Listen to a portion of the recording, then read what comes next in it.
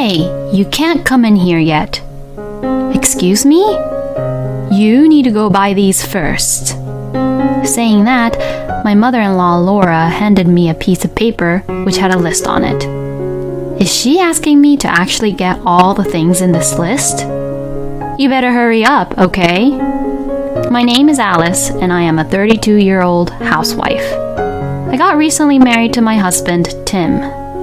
I met him at a blind date, but he approached me aggressively, and we started dating, and then we got married. I was surprised at the fact that we got married within 6 months of dating.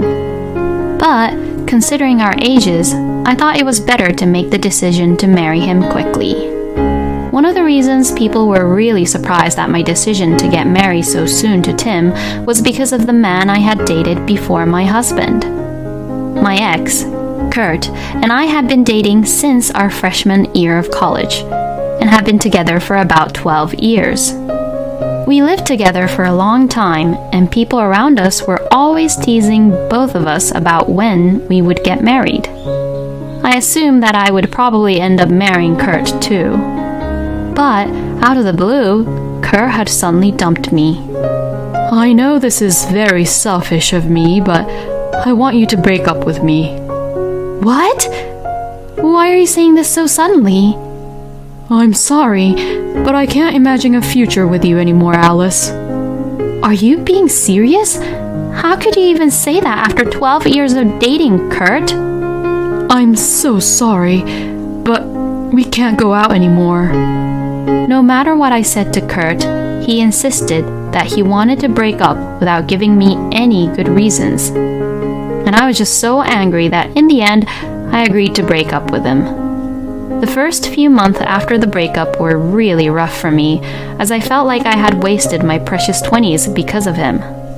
I drank so much that my friends were worried about me, and to top it all off, as I was also drunk, I began to pick up any guys I could find, and seeing this, my friends rushed to stop me and forced me to take a taxi back home.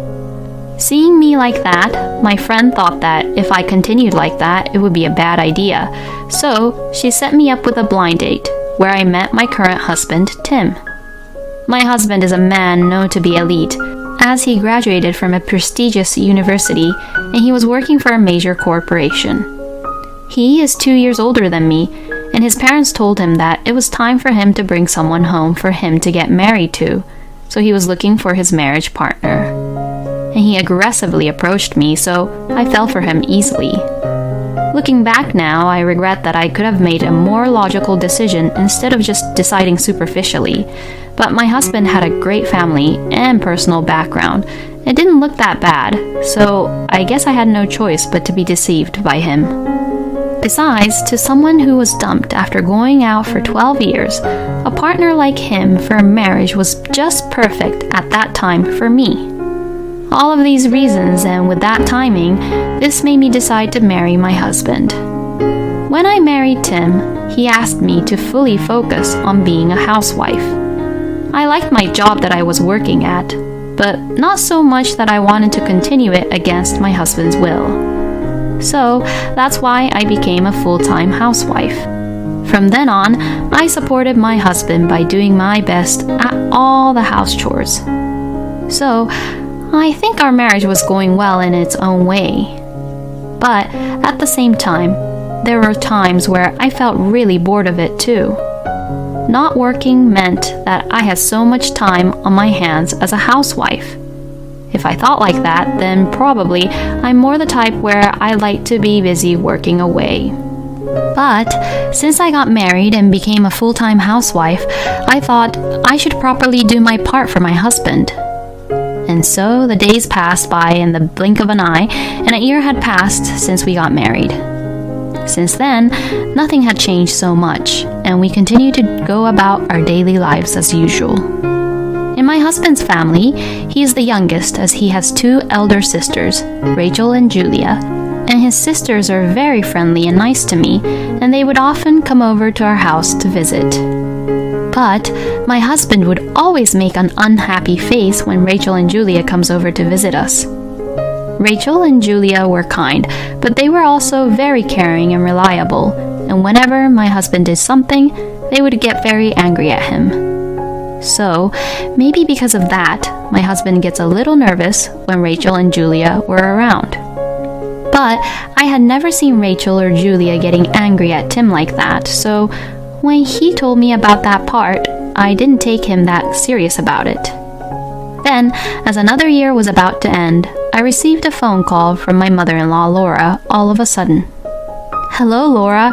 You called me all of a sudden. So did something happen? You and Tim should come visit me this New Year's." "Pardon me? You didn't come last year, right? So that's why you should come this year. I'll show you how to spend the New Year's in our house." Saying just that, Laura hung up the phone. "Who was it from?" "It was from your mother. She wants us to visit her for the New Year's." "Well, it's true. We didn't get to go last year. It's been a while since we went, so I guess we should go then." I thought that I was going to spend a relaxing time at home for this New Year's. I thought that I would be drinking beer, watching the TV, and taking it easy during the New Year's holidays. I had no idea that I would be going to Laura's house. And to have her contact us on Christmas Eve, with only a week or so to go until the New Year's. Originally, we had not visited my parents-in-law that much. And that's because my husband didn't want to visit them frequently.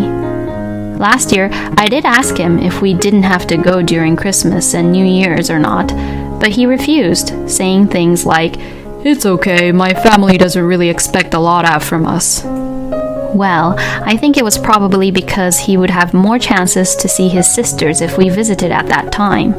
So, that's why we would visit them every month or so, on a day when there was nothing going on. I was a little depressed about visiting my in-laws for the New Year's. It's because I had a feeling that Laura did not like me very much. When I visited Laura's house, she always talked only to Tim, and treated me as if I was not there. My father-in-law, Jim, would talk to me so that I wouldn't feel unwanted, but it was not uncommon for Laura to not even look at me once. When I talked to my husband about it before, he just said, "It's probably just your imagination. You're too self-conscious." And the conversation ended. So, I can't really rely on my husband regarding Laura. So what should I do this coming New Year's? But since Jim will be there and Rachel and Julia will probably be there, so I guess I won't have to feel too horrible. So I decided not to worry too much about it. And the New Year's Eve came in no time. My husband and I finished cleaning our own house in the morning, had lunch, and drove to Jim and Laura's house. My in-laws' house is 2 hours away from ours, so we arrived there around 2 p.m. When I got out of the car, I noticed that Jim's car was not there. Worried about his absence, I asked my husband where he had gone, and he told me that Jim was probably picking up Rachel and Julia. I was relieved to hear that, and my husband and I went to the front door and pressed the doorbell. "Yes, I'll open the door soon," Laura called out, and a few minutes later, the front door opened. "Oh, hello! Thank you for coming here all the way. Welcome back." "Laura, it's so nice to see you." Laura glanced at me, smiled only at Tim, and said, Come on in. There's cake and tea. Let's eat." She did it again. This is how she would ignore me. Feeling a little uncomfortable, I tried to go inside the house. But then, Laura stood in front of me. "Hey, you can't come in here yet." "Excuse me? You need to go buy these first." Saying that, my mother-in-law Laura handed me a piece of paper which had a list on it. There were many ingredients listed on the paper, including beef, lettuce, tomatoes, mushrooms, beer, and so on. Is she asking me to actually get all the things in this list? You better hurry up, okay? Oh, where is the supermarket around here? When I asked her that, Laura looked annoyed. It's your fault that you rarely show up here, isn't it? If you came here often, you would know where the supermarket is, wouldn't you? Check where the supermarkets are by yourself. Oh, okay.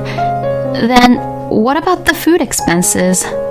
Shall I just pay for it and ask you to pay back after? When I said that, Laura's eyes widened and she became angry.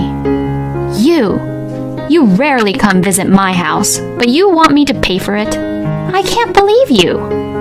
Laura began to shout, so Tim came over to see what was going on. What's wrong, Mom?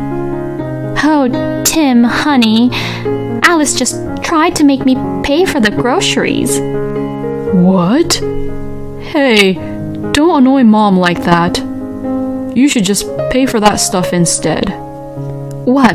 But then I'll pay it out from our family budget. Is that okay with you? Huh? Pay it from your credit card. Don't pay it from our family budget. No way. Just hurry up and go. We're about to have our tea time, so don't ruin it. Saying that, Laura slammed the front door on me loudly.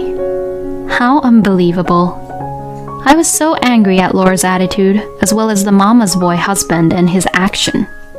I was so mad that I crumpled up the list, threw it right in front of the front door, and got in the car to go home.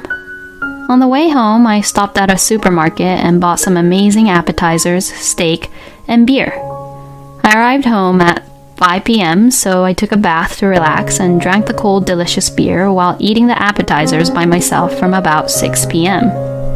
I was enjoying my own time and I was watching TV while getting a little bit tipsy. Suddenly, I looked over at my phone, which I had put on silent, to see if my husband had called. But there was no phone call or even a text message from my husband, even though I had come home without shopping. For some reason, that made me angry too. I was getting irritated, so I decided to distract myself by eating the delicious steak.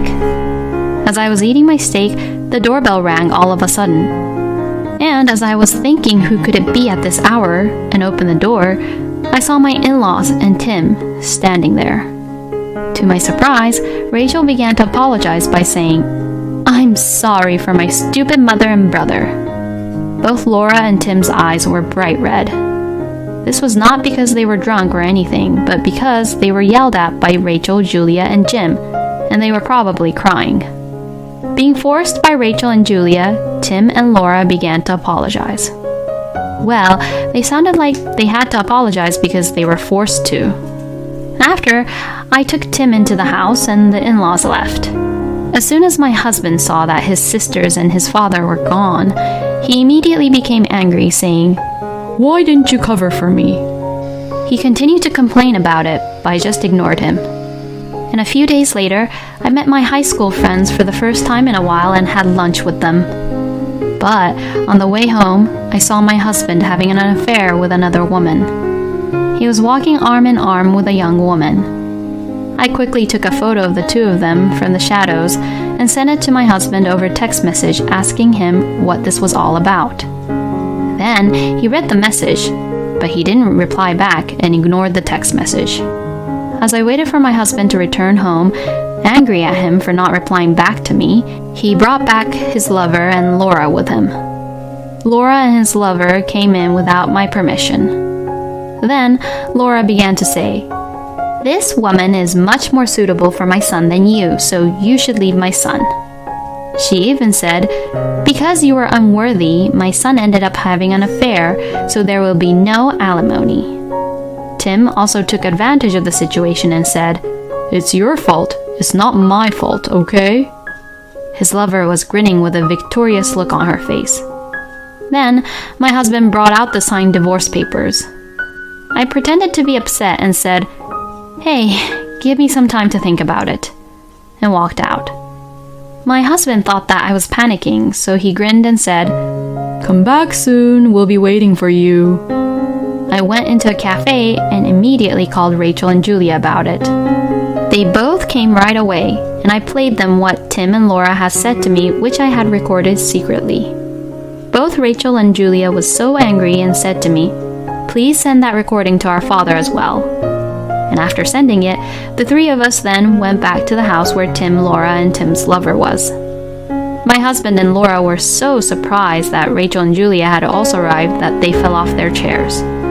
"You! That's enough."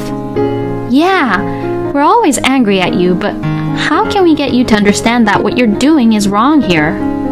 Both Rachel and Julia got mad at Tim first. And soon after, Rachel and Julia also got mad at Laura. This is what happens when you spoil him, Mom. I mean, what is wrong with you? What kind of nerve do you have to approve your own son's affair? Both Tim and Laura were frightened and tried to blame on Tim's lover. Then, both Rachel and Laura put their faces close to Tim's lover and glared at her. Tim's lover got so scared of them that she became teary-eyed and trembled, saying, "I'm sorry, I'm sorry." Rachel and Julia then made her husband promise by saying, "You will get a divorce, Tim, but you must pay the alimony to Alice." Well, there was no way not to pay for alimony when Tim even admitted that he was having an affair by himself. Then, as I was signing the divorce papers, Laura's phone rang. Apparently, she received a text message from Jim. "Oh my God, what shall I do? Jim is saying that he's going to divorce me." Laura was panicking and clung desperately to my husband with tears in her eyes. But Tim had to pay alimony to me because of Rachel and Julia, so he couldn't afford to worry about his own mother right now. Well, don't ask me about it. I don't even have the capacity to look after you. That was what he was saying to Laura. After that, we successfully got divorced. By the way, Tim's lover disappeared from Tim after paying alimony because she was too scared of Rachel and Julia. And it seems that Jim really divorced Laura too, and now she had forced herself into Tim's place so that she could live with him. They are now living together, and Tim is the one paying off the alimony and cover living expenses for both Laura and him.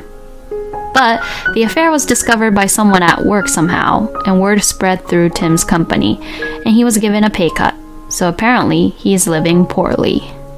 It's what both Tim and Laura deserves.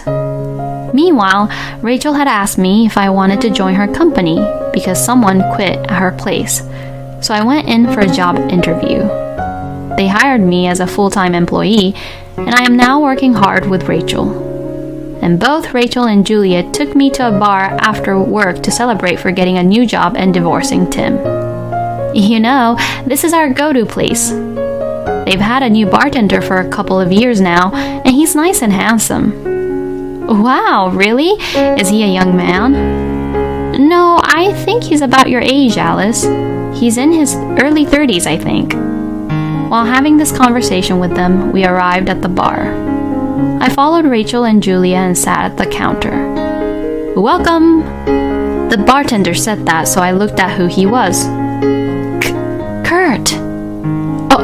Alice! To my surprise, there he was, my ex-boyfriend who dumped me after 12 years of dating. So I said, "Excuse me, I should head home," to Rachel and Julia, and I was about to leave. Then Kurt said, "Wait!" and stopped me. "Can you give me a minute?